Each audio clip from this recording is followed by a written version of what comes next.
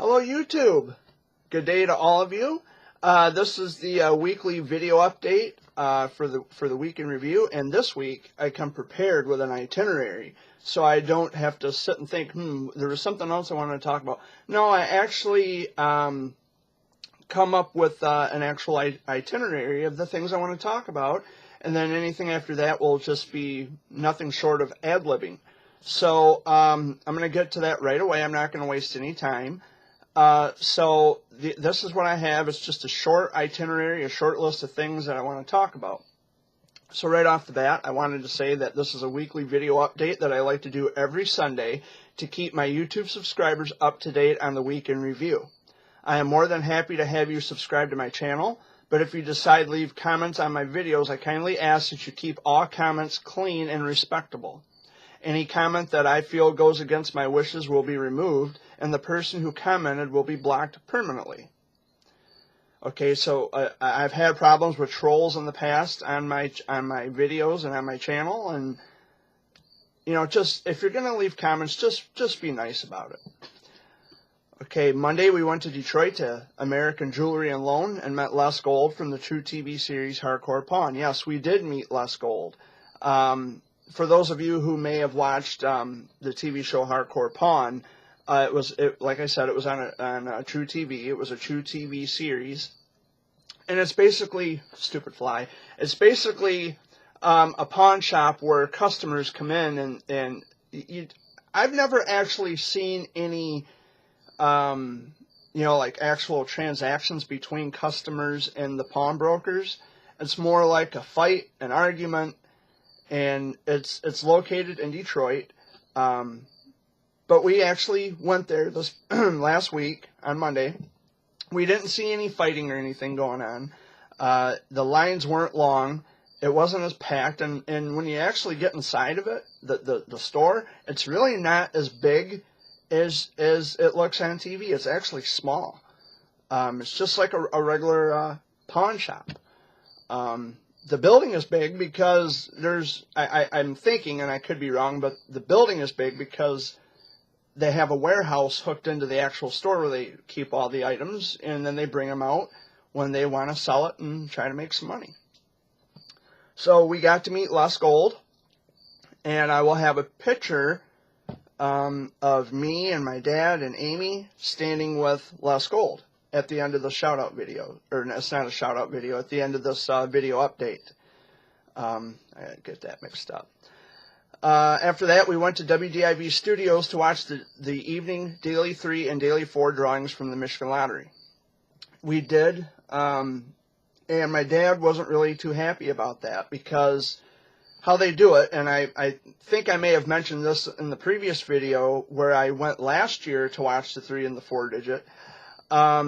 What they do is they do a test run to ensure that the machine's working properly and that it works in normal function with like the air that shoots up, just like a bingo machine.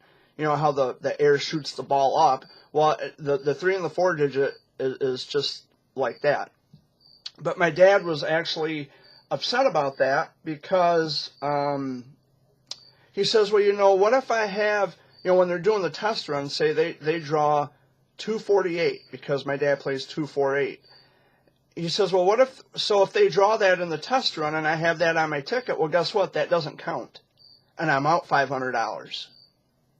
So I can understand Dad's point there. But in my situation, I would have to ask, well, why would there be anything wrong with the machines if the machines and the equipment is in a secure location? And if you're going to do test runs with the balls, I mean, shouldn't you, use blank balls or balls without numbers on them? Just a suggestion because, in my dad's case, and it makes sense what Dad says, it's like, well, gee, if I got my numbers and I'm sitting there watching it and I thought I won $500, or if I have a 4-digit and I thought I won, $5,000, well, I'm out $5,000.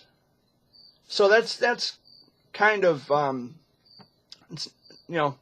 I understand what my dad's saying. But other than that, it was a great day on Monday, and I'm glad that Dad and Amy enjoyed it. Another bird shirt was made for a cancer warrior named Grant with stage 3 neuroblastoma. I went to visit Grant a couple weeks ago at the C.S. Mott Children's Hospital in Ann Arbor, and he's going to be staying for a while. This is something that was brought up on Grant's page. It's called Prayer Warriors for Grant Hopkins. He's going to be staying for a while.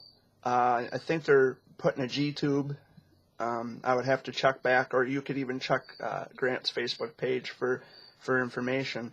But I had a bird shirt made for him. I just have to deliver it to him yet. I haven't had the money to really be going anywhere else. But his bird shirt is here waiting for him. I'll have to deliver it to him very soon. And Grant, if you're watching, I love you, warrior, and just hang in there, okay?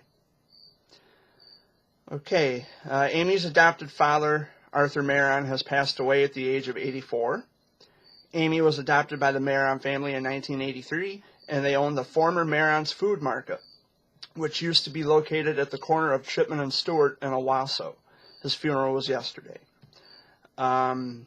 So that's where Dad and Amy was yesterday at Art's funeral. I knew Art.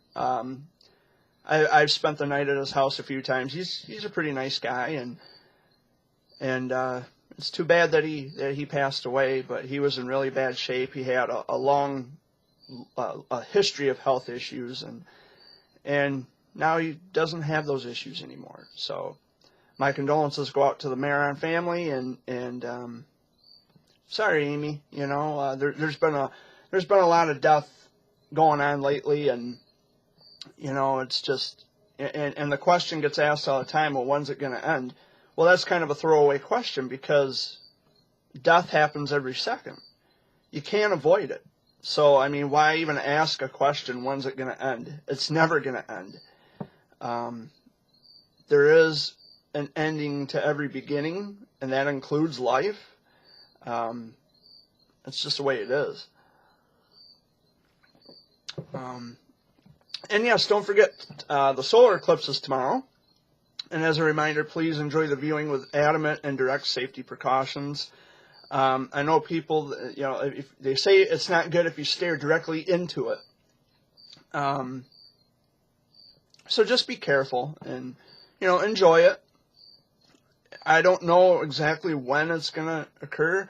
I'm guessing probably late or maybe early in the afternoon, or I don't know. I'm not sure, but it'll be in the daytime anyway. Of course, you know. And the latest poem I had written is called Oscar's Poem, which is dedicated to a little boy with autism named Oscar. The name of his Facebook page is called Letters from a Spectrum Mom.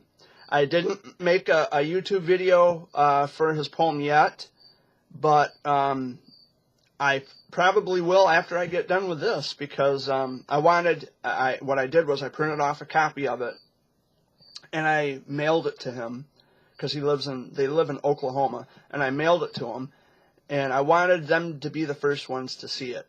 I could have just as easily private messaged his mom, you know, through the page, but you know, I don't know. I just assumed do it that way. And what I mean by private messages, I would probably have to go through my dad's Facebook page, because I don't have Facebook anymore. So I would have to go through my dad's Facebook page to private message her. Just so there's no confusion, because yes, I still don't have Facebook anymore. So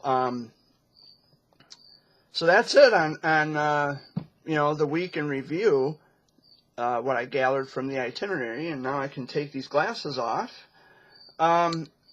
So there was actually something else I just wanted to talk about. There's something I wanted to address that I probably should have mentioned in the itinerary, and it just didn't cross my mind.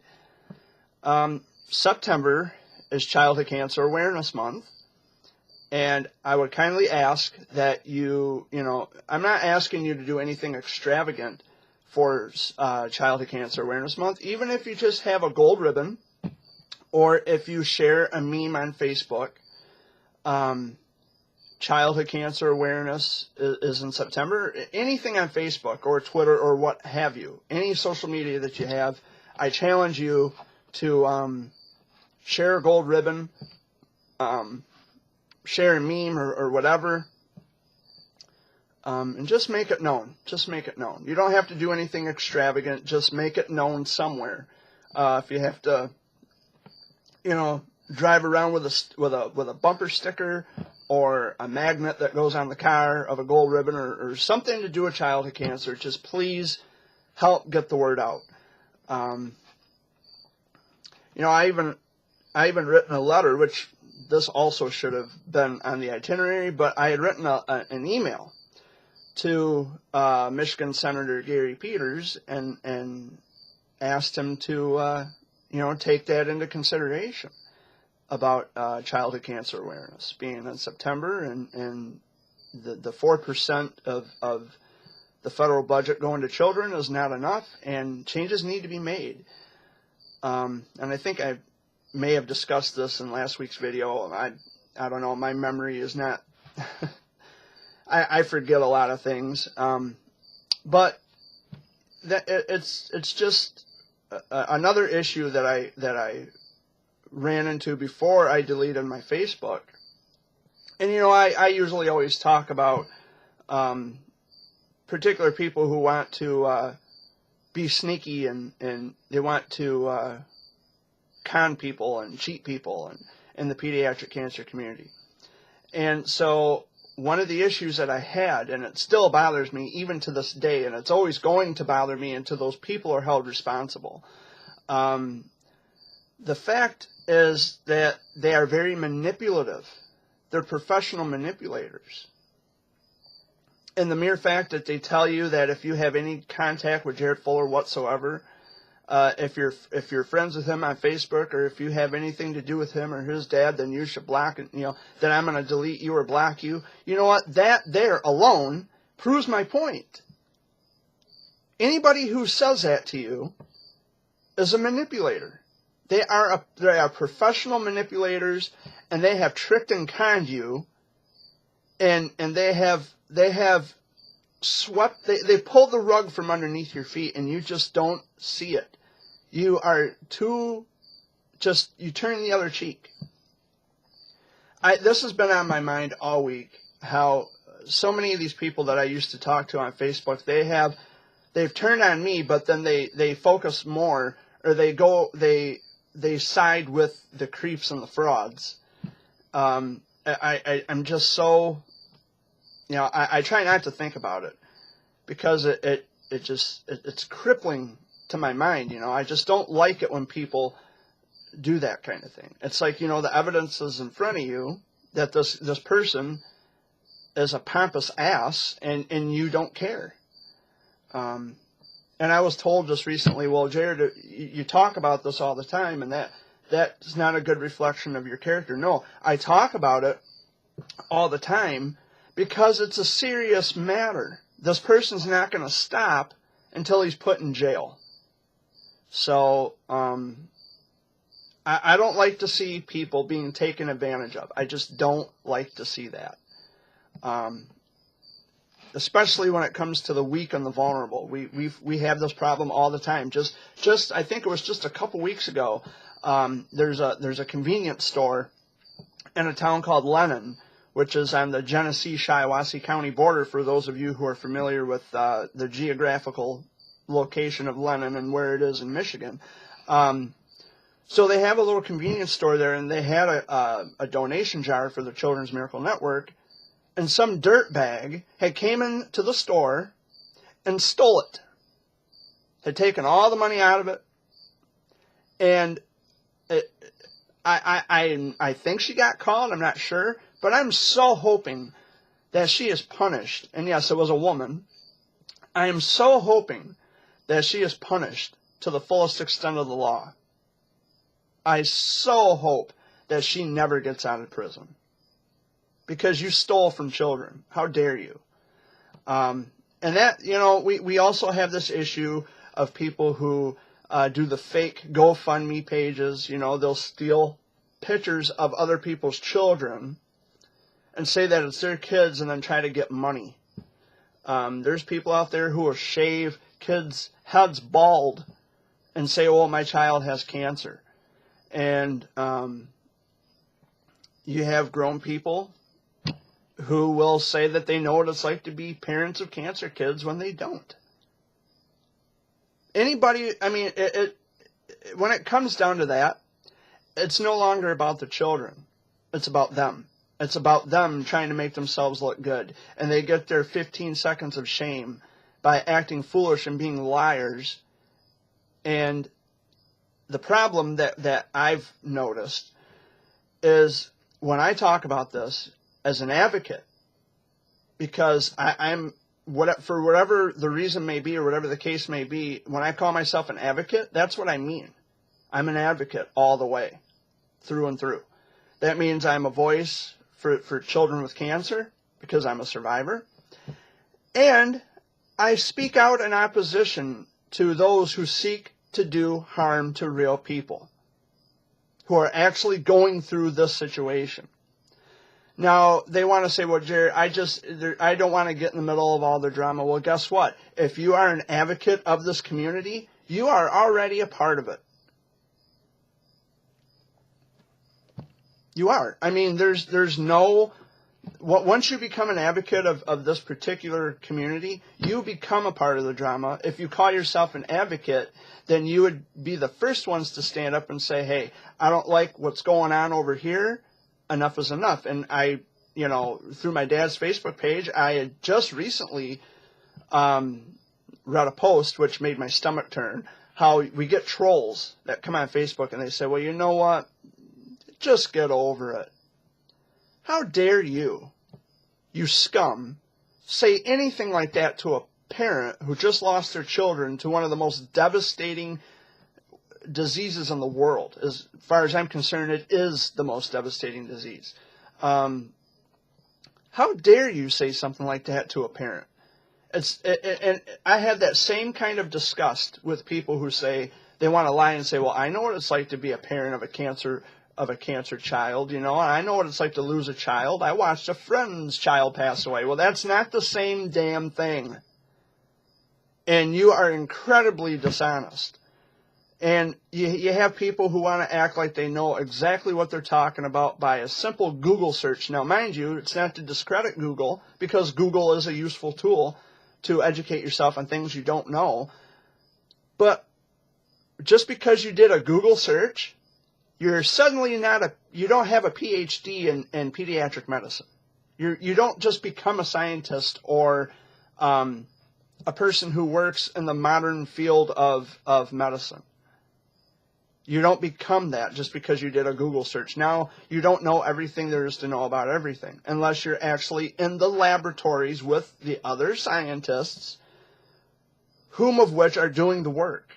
They're doing the research around the clock.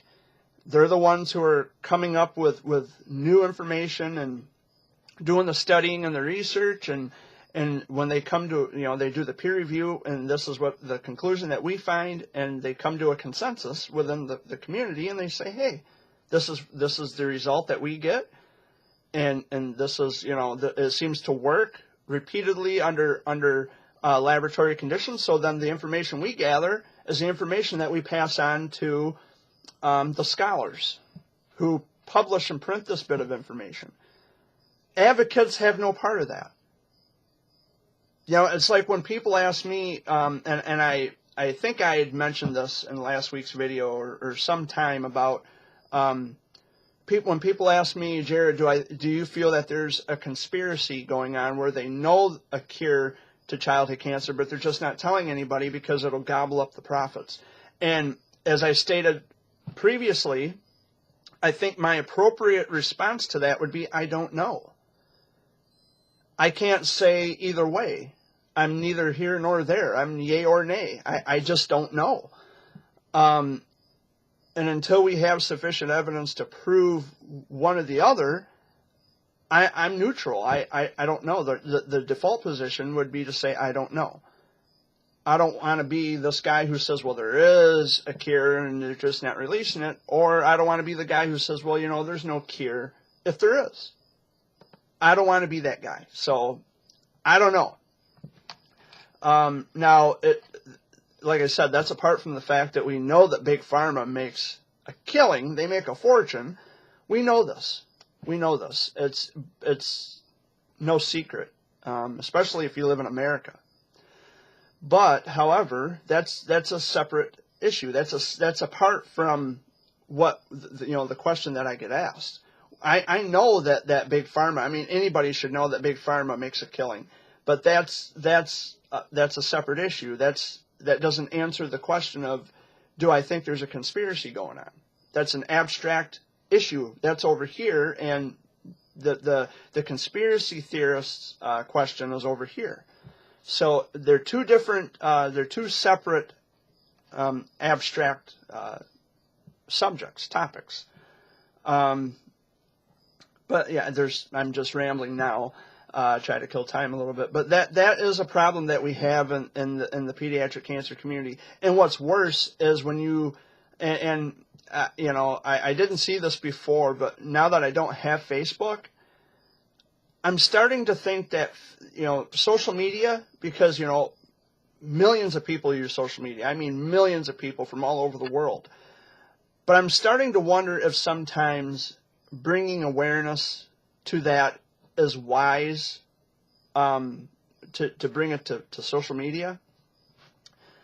In the case that, social media has divided people more than it ever has before. Now, granted, social media, Facebook, in particular, yes, I'll give credit where it's due. If it wasn't for Facebook, I wouldn't have a lot of the friends that I have now, which is wonderful, and I love my friends. But it's also driven a great big wedge in between lots of people. Because, I mean, it's one day you're friends with somebody, the next day they have you blocked. That's not a friendship. How can they suddenly turn on you like that? That's not a true, real friendship. My friends will call me on my cell phone and they'll say, "Hey, Jared, how you doing? I just had a lady friend call me last night. And she, she was getting her little girl down for bed because it was late. And, we talked for probably a good 45 minutes. She'll call me every once in a while. And she'll let her little girl talk to me on the phone.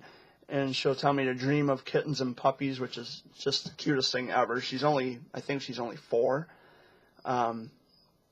But my real friends, and I've noticed this, and I'm not saying that you're not my real friend if you don't call me. That's not what I'm saying. But what I'm saying is that friends will want to keep in contact.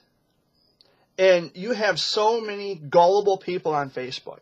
So many. If it's on Facebook, well, it must be true. Sorry, you must be an idiot. And I don't say that about your overall character. I say that about this particular issue. Because everything on Facebook is not true. And I'm sorry that you feel that it is. And you have this need or this desire to want to believe everything that you read or everything that you see. I'm sorry that you have been so duped and brainwashed and tricked and conned into believing false information. That's what leads to rumors. That's how bad things get said about people, and then it spreads like wildfire. And then all of a sudden you have this big glop of misinformation out there being circulated about people. It's not even true. I mean, it's a great big mess. It's a great big mess. I've had people, troll my dad's page because of me. They're leaving remarks about me. And it's like, well, Jared's not here to defend himself anymore. So, you have his number. Why don't you just call him and tell him how you feel? Send him a text. And that proves my point, because the people who, they like to shoot off at the mouth, they can sound tough and threatening, behind a keyboard. But in person, they wouldn't say half the shit to your face that they say on Facebook. So, You know, it should be called fake book, because there's no way in real life people would treat you the way they treat you on there. Not in reality.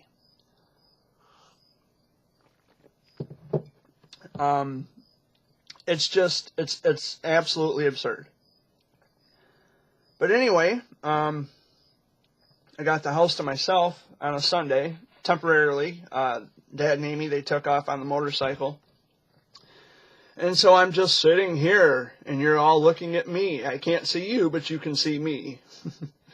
But guys, I was watching this video on my dad had noticed this in his timeline on Facebook. Tyler Perry, I've never really been a fan of Tyler Perry or any of the Madea movies, but the things that Tyler said, and it was one of his stand-up routines, made perfect sense to me.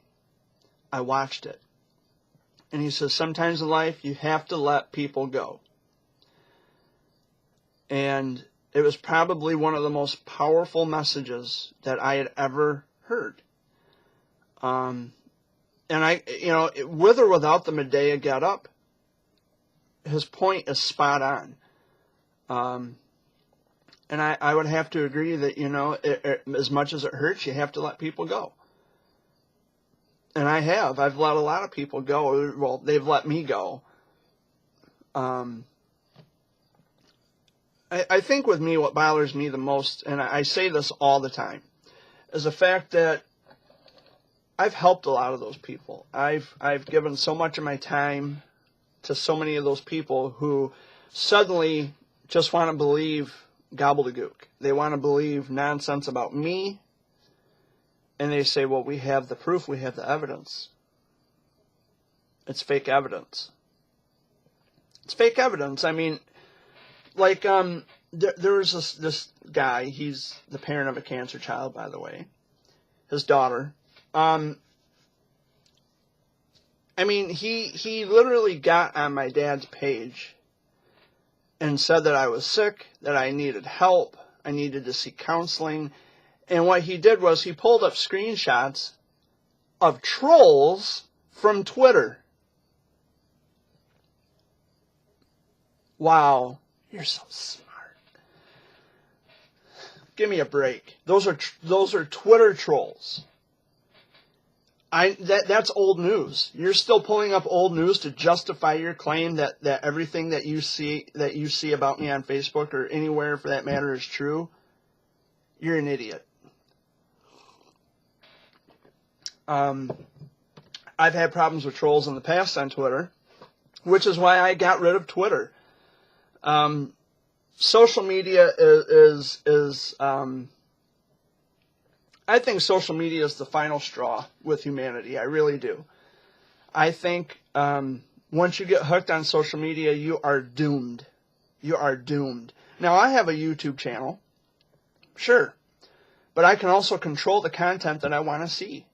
And I can also control the people who want to get on my channel and troll my channel and just be stupid and leave comments that are inappropriate and bashing,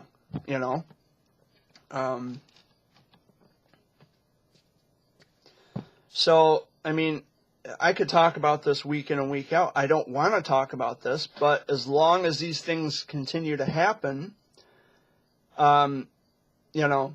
there's a lot of misinformed, uneducated people. And what's worse about that whole thing is, the parent of that cancer child, the fact that he had taken time away from his daughter, because his daughter is a cancer warrior.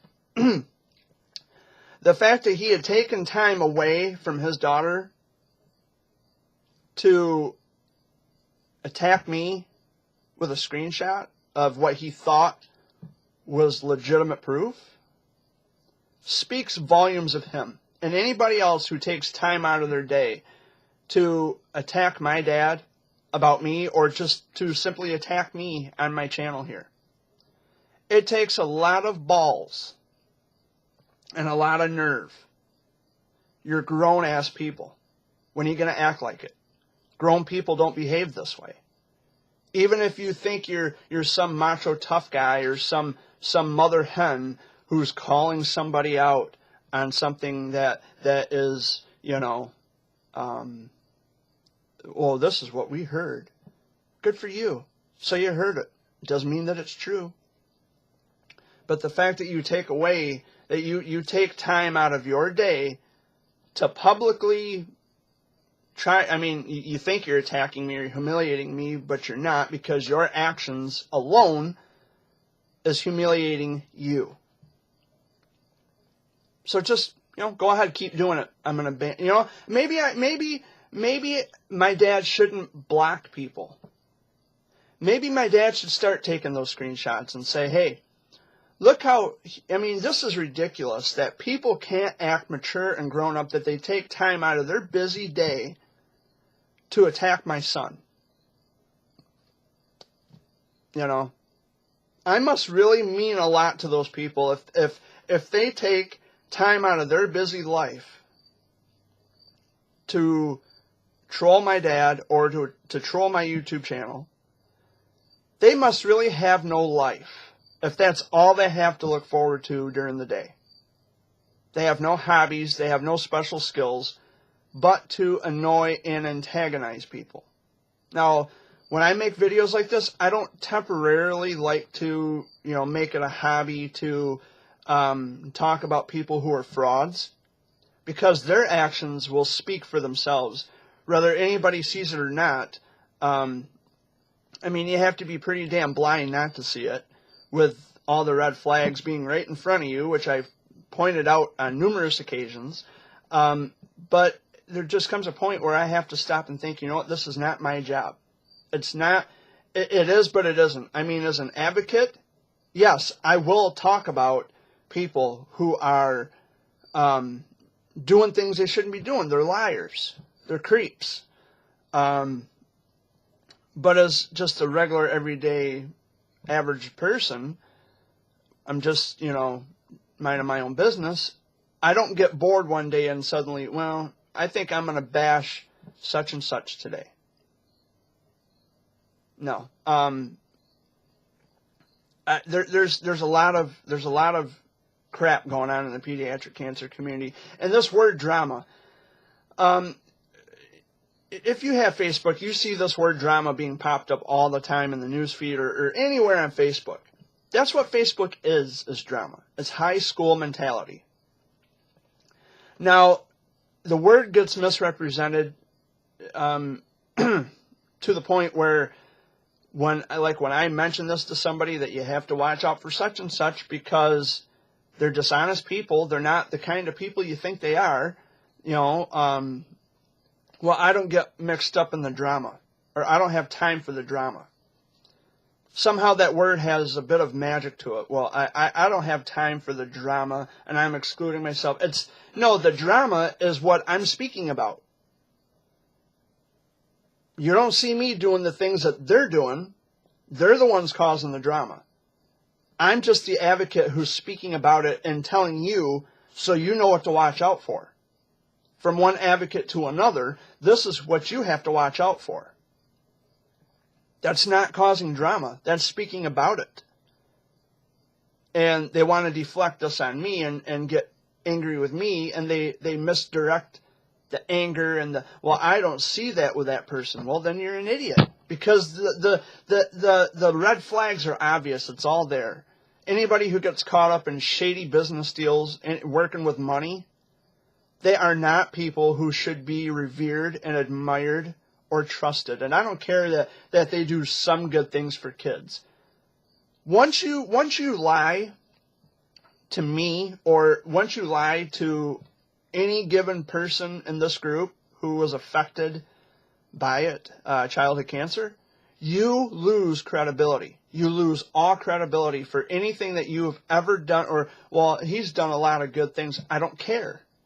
I really don't give a damn. I don't care how much awareness they raise. I don't care how much money that they raise or the money that they scalp from people, from unsuspecting people.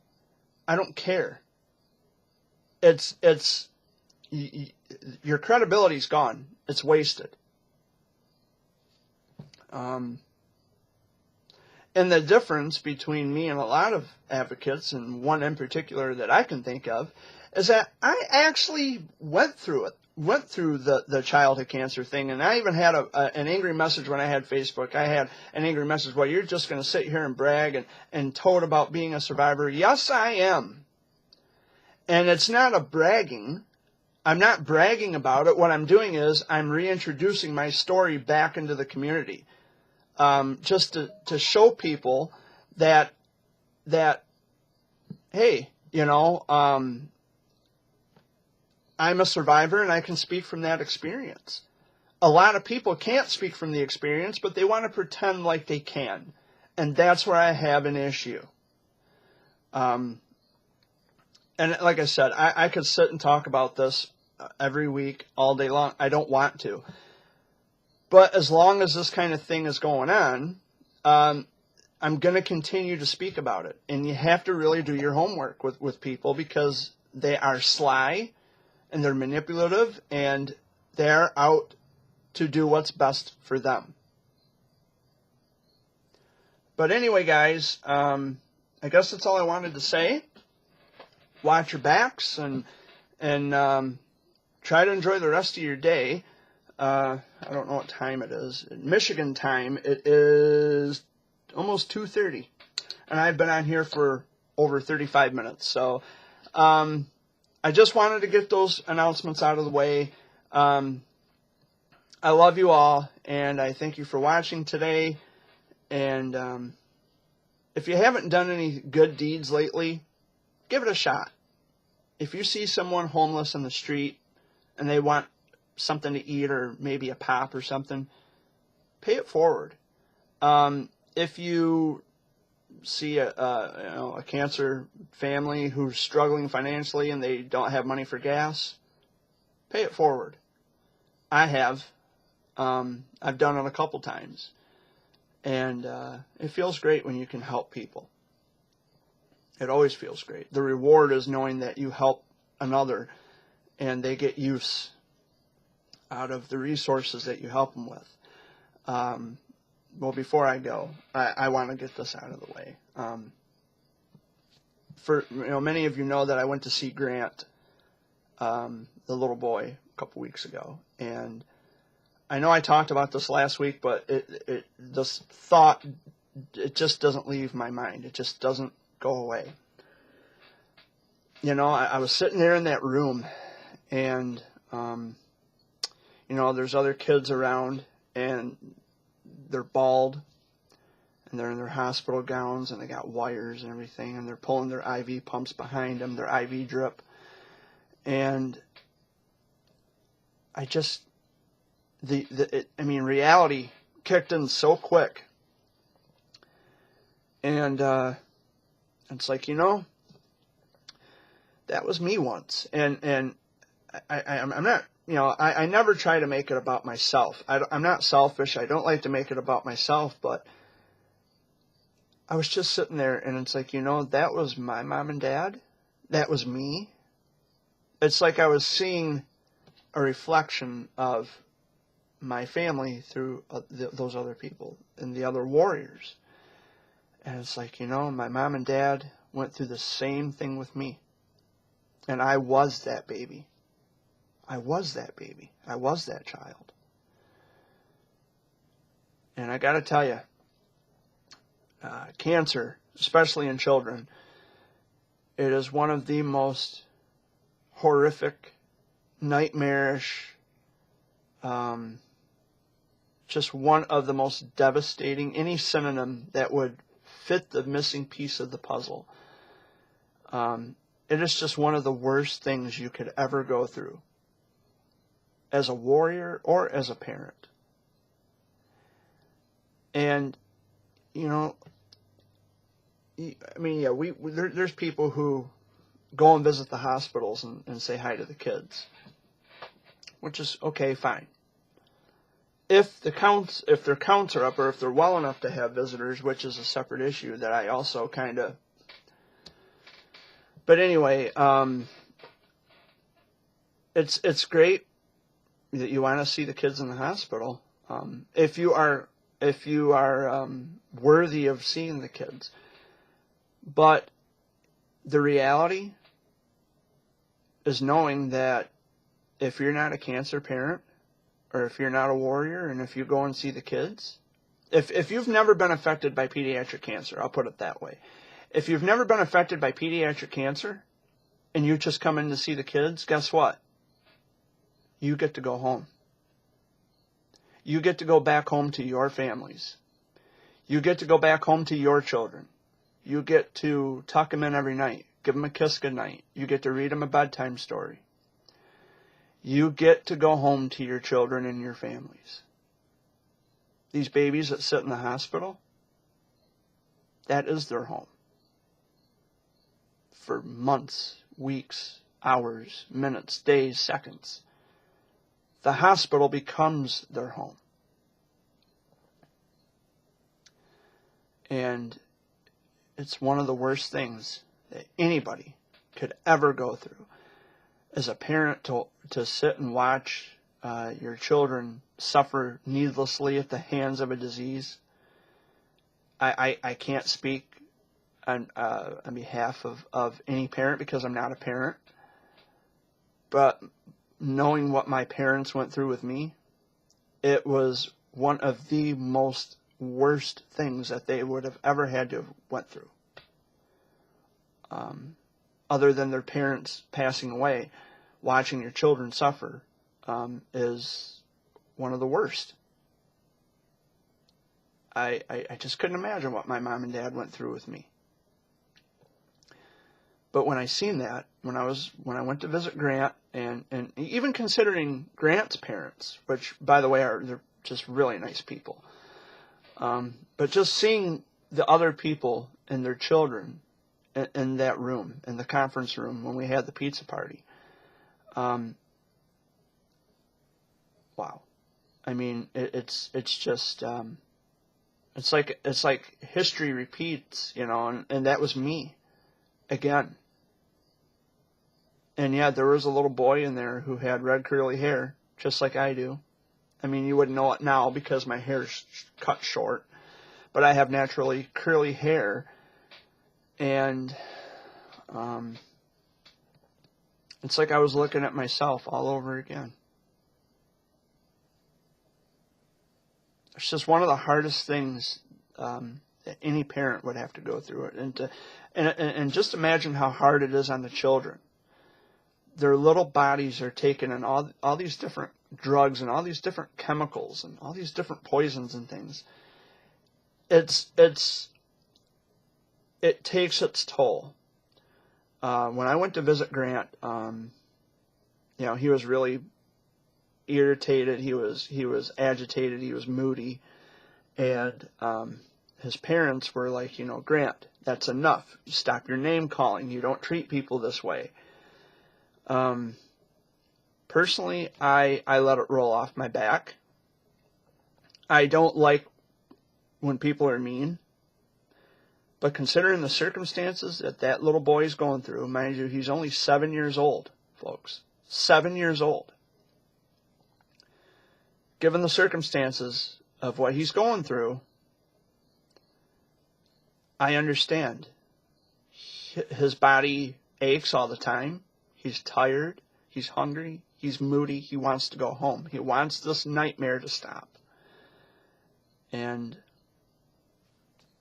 I can't say that I blame him. Kids don't want to be in hospitals. They don't. No more than the parents do. But it's the kids who are the ones who are getting poked and jabbed with needles. And time for your x-ray. Wake you up. Time to take your medicine. Wake you up. Time to do this. Time to do that. It takes its toll.